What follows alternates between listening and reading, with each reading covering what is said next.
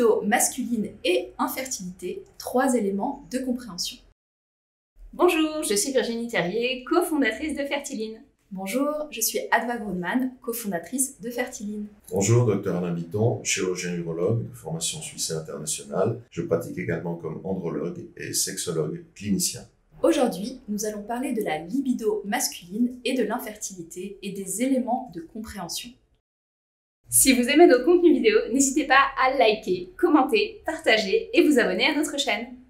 Et si vous êtes intéressé par les solutions Fertiline qui également prennent en charge les hommes, n'hésitez pas à réserver un bilan de situation. Nous serons ravis de répondre à toutes vos questions.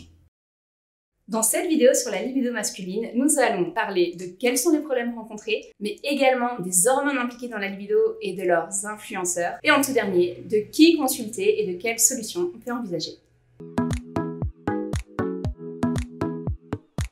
Cher docteur, est-ce que vous pouvez nous parler des problèmes rencontrés de libido masculine, notamment dans le cadre de l'infertilité? Grande question. On a l'habitude de définir la libido comme une baisse de désir. Dans les dysfonctionnements sexuels, on définit soit un problème de désir, soit un problème mécanique de dysfonctionnement érectile. Alors vous comprenez bien que conceptuellement, psychologiquement, un couple, et par la force des choses un homme qui est soumis à certaines nécessités d'être créateur, d'avoir une progéniture, ça va toucher sa carte d'identité masculine, ça va toucher sa fonction sexuelle, ça va toucher son ego. Donc paradoxalement, à un moment donné, s'il doit avoir des relations à des moments précis, autour de l'ovulation, ou à des périodes du cycle ou du mois, ou peut-être changer sa dynamique dans le couple, automatiquement il va peut-être avoir un dysfonctionnement érectile, ou peut-être simplement une baisse de désir, baisse de libido, moins d'envie, moins d'attraction, parce qu'il sent qu'il est un géniteur, il n'est plus un homme. On passe d'un fonctionnement global du couple à un fonctionnement chronométré. Et ça, c'est un problème pour l'homme.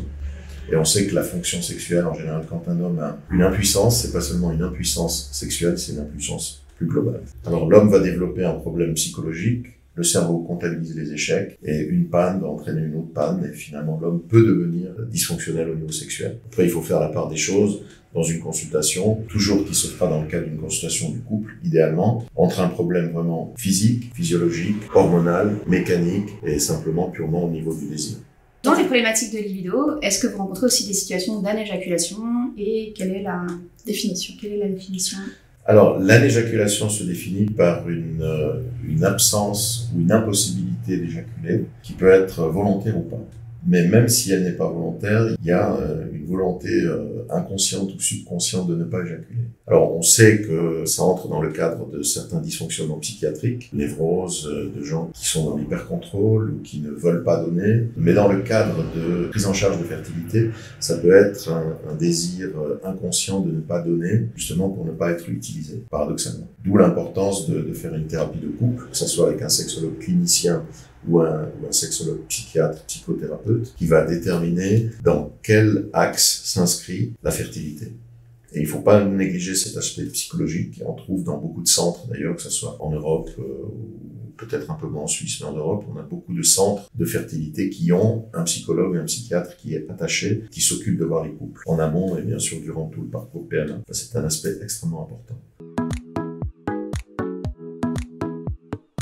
Chez l'homme, quelles sont les hormones qui sont justement rattachées à la libido et par quoi ces hormones sont-elles influencées? Alors l'hormone masculine, c'est la testostérone, qui est une hormone qui n'est pas seulement liée à la sexualité, ce qu'on appelle une hormone anabolisante, donc qui va construire le corps, les muscles, le cœur, le cerveau, la mémoire, la sexualité, la fertilité, etc.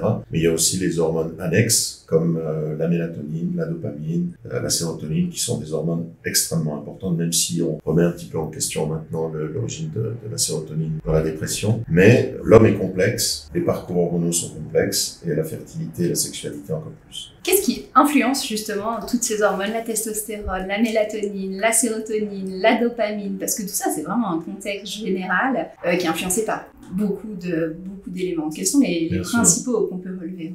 Alors tout démarre au niveau du cerveau avec deux hormones principales qui sont la FSH et la LH. Ce sont deux hormones qui vont commander la fonction alors des cellules de soutien au niveau testiculaire et la fonction de la spermatogénèse. Puis après, il y a la production de la testostérone. Comme vous savez, la testostérone produite au niveau du testicule, elle ne va pas être immédiatement utilisée, elle ne va pas être immédiatement active. Elle doit être transformée en dihydrotestostérone au niveau de la prostate. Et justement, on peut interagir avec différentes molécules, différents médicaments pour empêcher ou contrôler cette transformation. La testostérone est bien sûr l'hormone masculine, mais on ne peut pas négliger non plus tous les aspects psychologiques qui peuvent, et c'est très intéressant, bloquer de manière inconsciente ou subconsciente un phénomène physique et physiologique. Donc si vous avez un patient qui ne veut pas, parce qu'il a dans son vécu, par exemple s'il a eu une enfance difficile, c'est un enfant battu, ou il n'a pas été voulu, par exemple dans une famille, inconsciemment il ne le dira pas à sa compagne, il ne veut pas d'enfant, ils n'en ont jamais parlé, il veut pas perdre sa compagne, donc il veut entrer dans le programme, dans le processus d'avoir un enfant, dans son subconscient il ne veut pas avoir d'enfant, il peut arriver, et je m'engage comme ça, il peut arriver à bloquer en fait, son système hormonal et à bloquer la production des hormones et par voie de conséquence de la spermatogénèse. Et c'est exactement la même chose pour la femme. Et c'est là où le psychiatre, le psychothérapeute va entrer en ligne de compte pour faire ressortir dans la thérapie de couple, la psychothérapie, des éléments fondamentaux et qui sont vraiment incroyables. Et c'est là où on voit l'aspect du psyché sur le physique. Donc c'est un tout, c'est le corps. C'est pas une médecine d'organes, c'est vraiment une médecine holistique globale. C'est très important. Sur le plan physiologique, on sait que beaucoup d'influenceurs, l'alimentation, le sommeil, le niveau de stress vont influencer la testostérone, les pro-inflammatoires, la les mélatonine. inducteurs. Justement, j'allais poser la question, est-ce que le stress ou le manque de sommeil peuvent influencer ces hormones? C'est évident. Alors, le stress, à une certaine époque, était bénéfique pour nous. L'homme de Cro-Magnon avait besoin d'un stress pour manger. Mais aujourd'hui, on n'a pas besoin de tout le stress qu'on nous impose. Mais le stress va faire entrer en ligne de compte tout un catabolisme dans le corps, peut aussi détruire certaines cellules et générer des réactions qui sont surdimensionnées par rapport à nos besoins. Mais des réactions qui vont avoir des conséquences sur certaines cellules du corps. Et sur l'équilibre, en fait, hormonal aussi. Qui consulter lorsqu'il y a des problèmes de libido masculine, notamment dans un contexte d'infertilité? En général, c'est souvent la femme qui demande les consultations, mais les hommes sont conscients que certaines fois, ils commencent à développer des problèmes, même s'ils ont un certain ego, ils veulent pas le dire. Je pense qu'il faut consulter le médecin auquel on a confiance. Si le couple est pris en charge par un gynécologue, on va d'abord consulter le gynécologue qui va adresser à l'andrologue, au sexologue, au psychothérapeute. Si le patient est déjà en psychothérapie pour un autre problème, il peut lui en parler, soit poursuivre avec une sexothérapie, soit être adressé à un clinicien. Si on est pris en charge par des bilans chez Fertiline, Fertiline va vous adresser chez un spécialiste. Je dirais qu'il faut surtout garder un climat de confiance. Puis idéalement, il faudra avoir une prise en charge multidisciplinaire où vous avez un couple qui a un parcours, comme le parcours de la PMA, mais un parcours avec un sexologue, un andrologue, un spécialiste de la fertilité, de la diététique, un conseiller, un coach, un gynécologue, etc., etc. Je pense que c'est idéal. Parce que le couple a vraiment le sentiment d'être pris en charge globalement. Il faut arriver à vraiment faire le diagnostic très tôt pour ne pas laisser des situations comme ça s'entériner où on se rend compte que le couple, à un moment donné, n'a plus rien à se dire et il faut pas négliger le fait que dans beaucoup de situations d'infertilité, c'est un déclencheur, malheureusement parfois, de séparation du couple ou un déclencheur de révéler des problèmes de dysfonction sexuelle. Comme ça peut aussi souder. Comme ça peut souder. Mais c'est un élément de fragilité, donc il faut vraiment parler et pas attendre. Et surtout, je pense que la difficulté, la complexité et aussi la beauté du métier de chaque spécialiste qui s'occupe de ces couples, c'est vraiment d'arriver à prendre en charge de manière globale et à essayer d'entrer avec empathie dans la problématique du couple.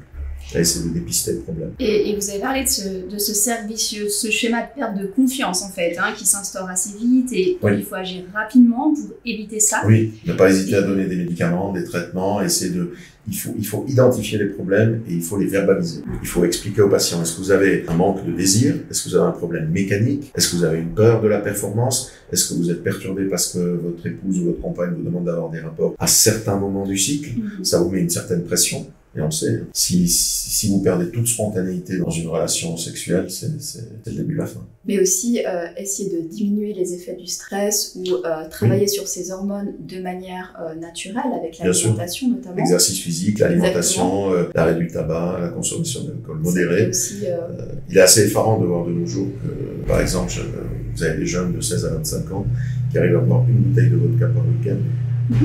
Donc je peux imaginer que ça entre dans les mœurs et ça commence très tôt. Donc si vous avez un jeune qui commence déjà à perturber ses spermatozoïdes, alors bien sûr il faut vivre, mais j'entends si pendant X années vous rentrez tous les jours à 4 heures du matin avec une bouteille de vodka et 3 paquets de cigarettes, ça perturbe le cycle. Donc pour la libido masculine, déjà un bon diagnostic, savoir de quoi on parle, identifier les causes et réagir vite, redonner confiance, reprendre confiance et surtout consulter en couple. C'est un peu ça le résumé. Exactement. Très bien résumé. Merci beaucoup. Merci beaucoup, docteur. Merci à toi.